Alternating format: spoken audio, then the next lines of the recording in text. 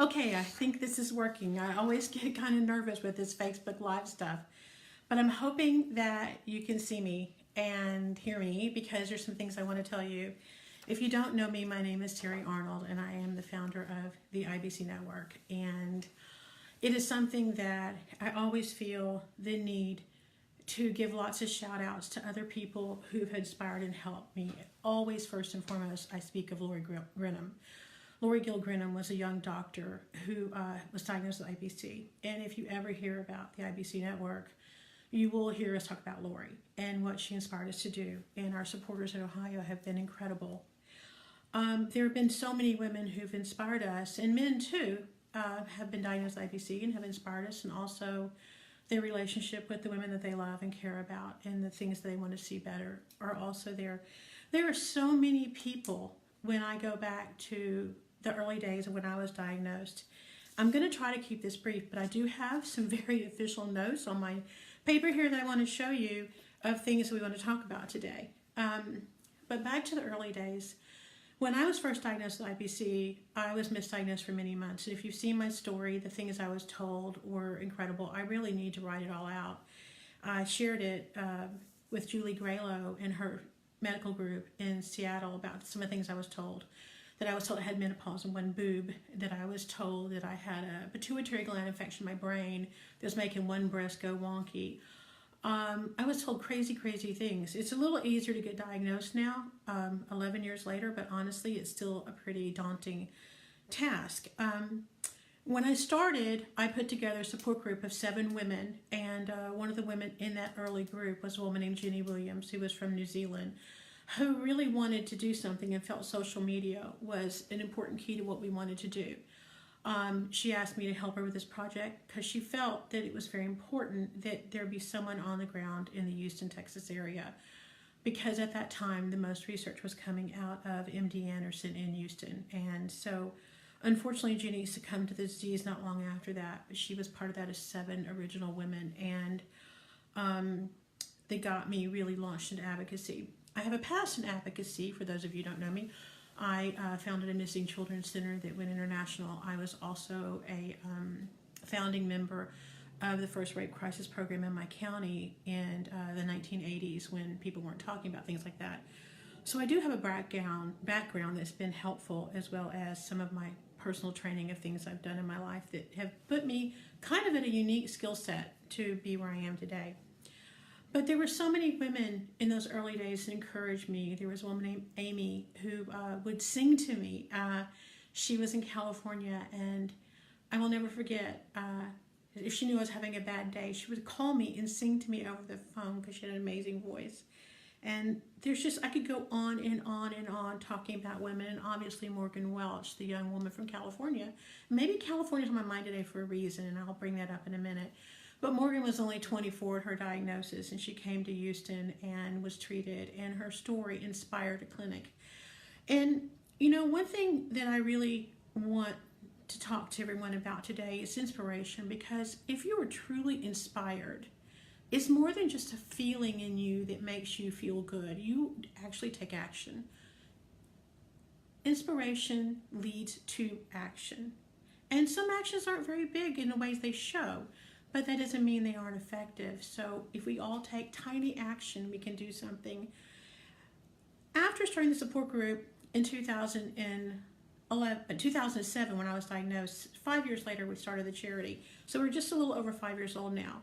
And we feel we have done some remarkable things. And so some of you may have gotten a letter like this in the mail. I put it on our website too.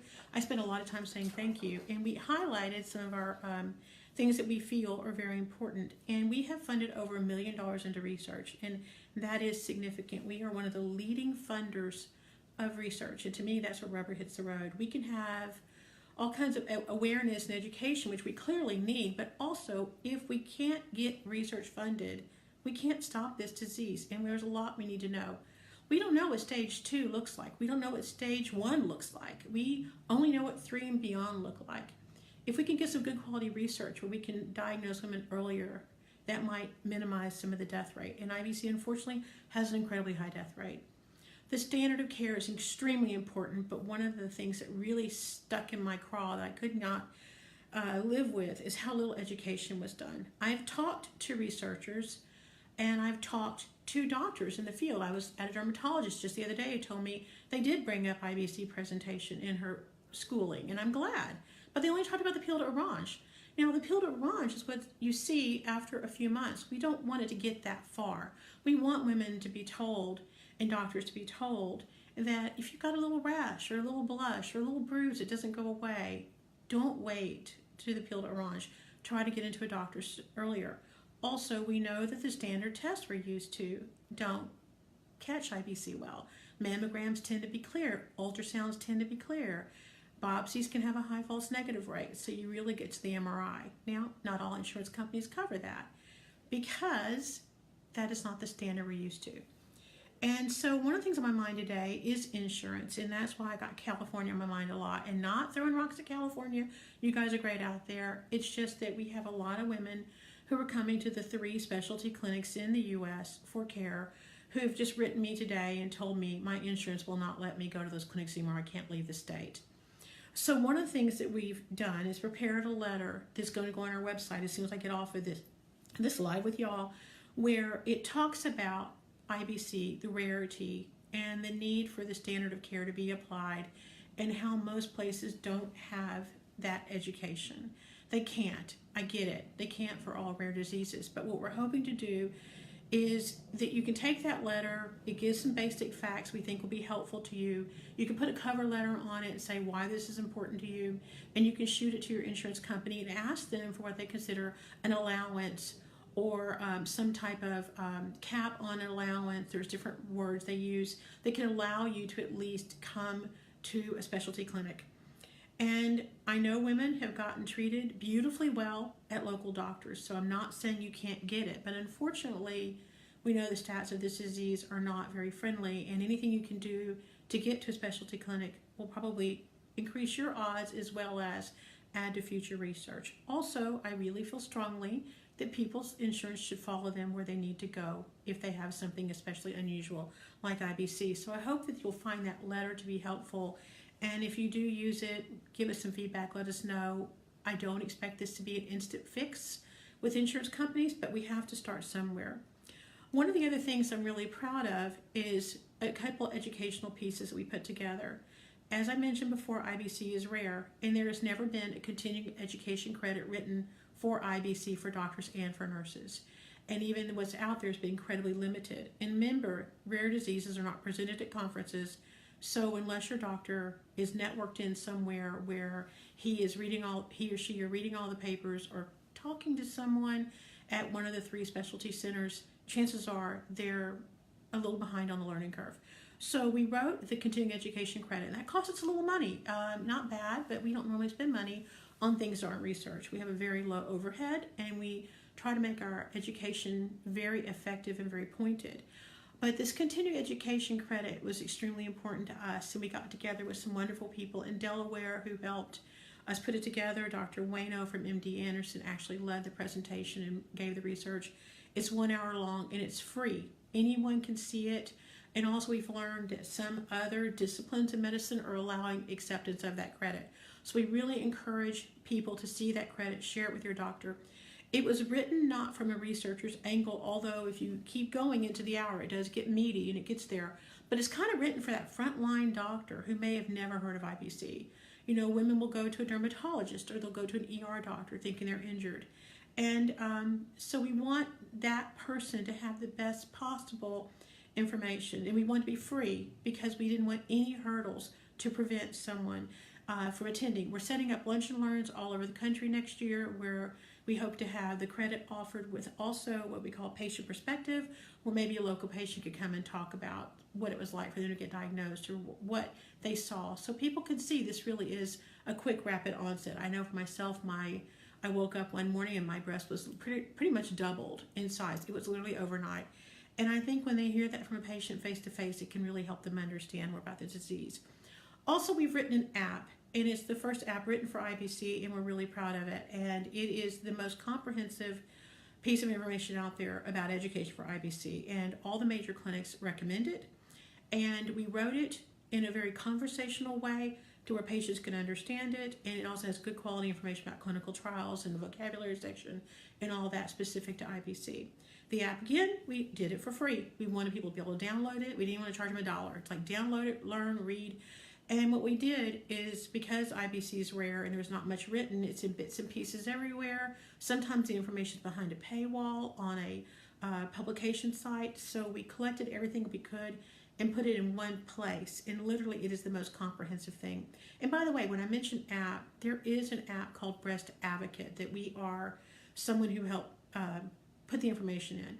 And it is to help women understand their breast cancer, post-breast cancer reconstruction options. And I'll put it in some links you can see, but we appreciate you download it and learn.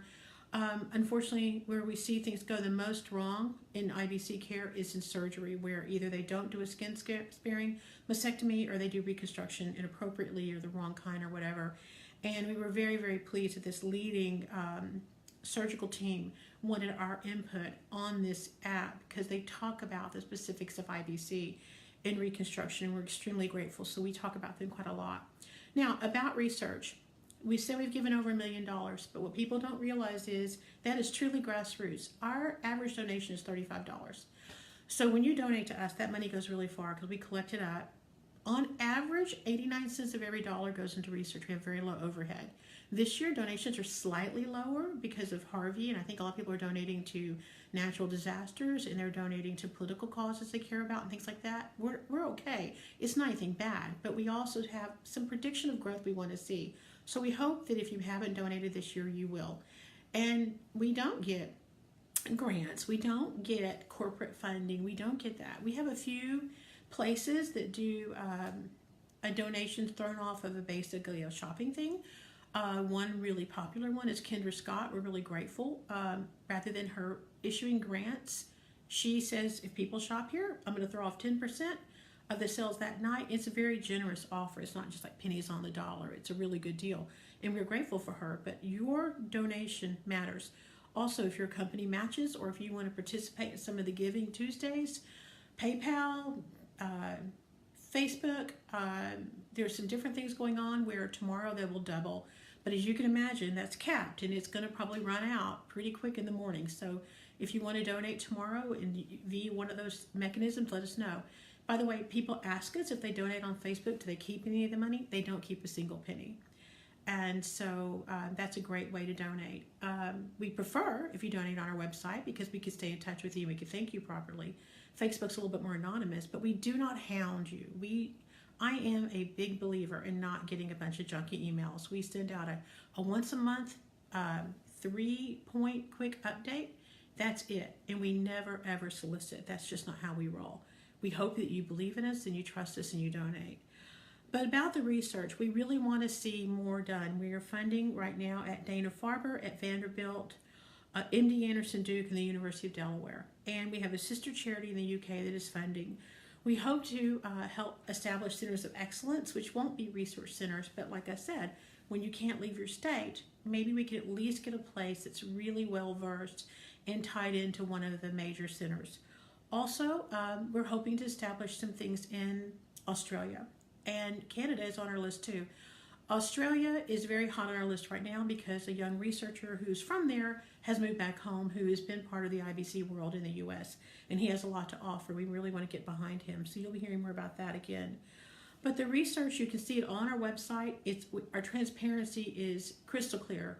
And if you look on our website on transparency, all of our 990s are there, and you can see what we spend and what we do and how we fund, and I think you'll be very impressed. By the way, I do run this charity as a volunteer. It's very important to me, and I'm nothing wrong with anybody else getting an income, but here's the deal. If I'm asking you for money, I am going to forego a salary. I want you to know I've got skin in the game too, and I'm very grateful that I can do that. Now, let's see, I'm getting distracted by the pop-ups, so I'm going to try to focus.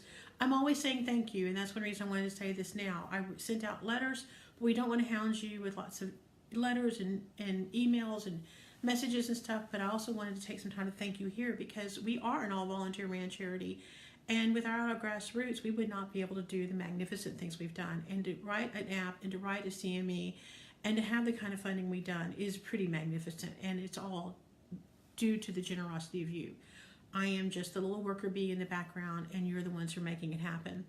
So about our growth, I've mentioned this and the things we want to do, but also we really don't want to be just kind of moseying along the same way. We don't want to be a vanity charity that worries about, huge funding. We want really targeted funding, but here's my deal. I want to fund $1 million a year. I don't want to be funding, $350,000 a year. I want to be funding $1 million a year because we can do that. It wouldn't be that difficult to fund at a level that would be viewed as truly translational and not just moving the needle forward. We want it to be translational. One of the things we're doing in our growth is we are getting a bigger booth this year at San Antonio. San Antonio has a breast cancer conference every December. On average, about 7,000 breast cancer specialists attend, between the doctors, radiologists, nurses, surgeons, the whole bit. And we did a survey last year, and we were pretty disappointed to see that out of that 7,000 on average, only 10% really had much understanding about IBC. So we bit the bullet. We're taking out a bigger booth, and we're hoping to be much more proactive. We've got a lot to offer with the CME and the app, and we think we have some really robust and rich things to offer the doctor in the field as well as the researchers. So we're excited to see that. And you can look it up. You can follow a lot of it live. It's the San Antonio Breast Cancer Consortium. It's held every year in San Antonio. Oh, and back into our little bit of a bragging point, we lobbied for IBC to be presented from the main stage for the first time, and it was done about 5 years ago. And this is a 40-plus-year-old conference, so that was a big thing. So we are doing all that we can. Now, we've got some really big long-term goals, but it boils down to getting the support and the money and the things we need. So we hope that you'll look at our website. We put a lot of time and effort into it lately, making it a lot more spiffy and easier to use, and we think you'll find it. We hope that if you are struggling being seen at a clinic that you want to be seen at, that letter could be helpful to maybe push that conversation, to bridge that gap that we're seeing in care. Oh, and while I'm talking about insurance, I don't want to forget, if you go to your company and they don't want to fund you, and by the way, it is open enrollment time right now. We've got about 20-something days left. If you're changing your insurance, team tag it from each end of the system. Go to the place you want to go to. Make sure they'll take your insurance. You can find, we'll be sharing all these links on our website of like MD Anderson's league, Dana-Farber's league, Duke's league, of what insurance they take. And then work backwards, because I have found that when you go in through the marketplace to buy your insurance, a lot of it you're buying it sight unseen, and you can't know until you purchase it if your facility is on it. And don't assume if you live in the area that you will still be in network, because you might not be. So I'm hoping you'll work either end of it. Go to the hospital, go to their website, find that insurance link, then make sure what you're purchasing will let you get in that plan. Or fight for an allowance that allows out of service, where you can say, there is literally no one in my state, because chances are there's not, that is an expert on IBC. And that might be the little bit that can get you more options, because we don't want people not being able to get the care that they need over insurance gaps. We want to bridge these gaps. Really important to me. If you've got some questions about what we do, shoot me a message. I am super available. I am happy to talk to you about anything. And by the way, many of you are asking how my lymphedema is doing, because I did have a lot of surgery that was viewed as experimental, and it has honestly been a life-changing thing. And that is something I'm hoping to be talking about more, in getting women able to be approved for this surgery. I know I got lucky and they approved mine, but I heard that later they started telling people no, it was still viewed as experimental, which is not cool. They're just trying to save some money, and let's not let them get away with that, right? I mean, we can talk them into stuff, right? If we make enough noise, you can make things change. So I hope you've learned a little bit about this, because as I said in my letter, we all have a why. We all have a why that we care. It might be for ourselves. It might be because we saw someone we love pass away. It might be because we just care about the greater good of women's and men's health when it comes to breast cancer. So I really want you to know that how much we appreciate you, how much we depend upon you, and how we are only as strong as you allow us to be. And I hope that you have a lovely holiday season. We'll have lots to update you with in the future. And thank you for being part of our past. And we're looking forward to you being part of our future. Hope always.